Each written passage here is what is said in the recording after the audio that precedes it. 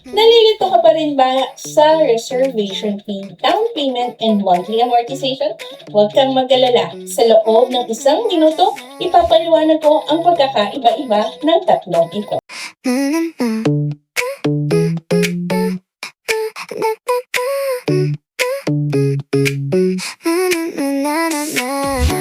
Hello mga ka-property, ako si Jenny Garcia, ang inyong business property consultant.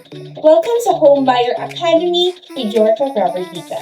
So ang topic natin for today ay reservation fee versus down payment versus monthly amortization, na kung saan pag-uusapan natin ang pagkakaiba ng bawat isa para mas maging mahanda ka sa pagbili ng iyong sariling bahay. So kaya tara, simulan na natin. Isa sa mga madalas na itanong ng mga first-time buyers ay ang pagkakaiba ng reservation fee, down payment, and monthly amortization.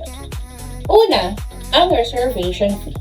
Ito ang unang ibinabayad upang ma-reserve ang napiling mong unit. So, madaling salita, inilalagay na sa reservation ang unit habang inaayos mo pa ang mga kinakailangan requirements.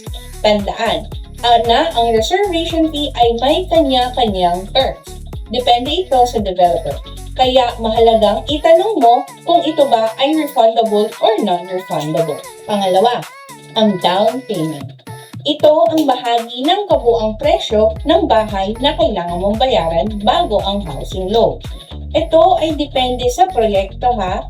Maaari itong bayaran ng isang beses o hulugan sa loob ng itinakdang panahon o depende sa iyong kontrata. Pangatlo at ang panghuli, ang monthly amortization. Kapag na-approve na ang inyong housing loan, dito na magsisimula ang regular mong buwanang hulog ayon sa napagkasundoan mong term. So, kapag naiintindihan mo na ang pagkakaiba-iba ng tatlong ito, mas magiging handa ka na sa iyong home buying journey. At mas maiiwasan ang kalituhan sa process ng pagbili ng iyong bahay.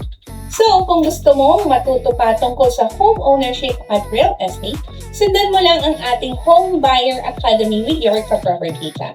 At kung may iba ka pang concern o gustong malaman, i-comment mo lang or i-message mo ko. Baka iyon na ang maging susunod na topic natin.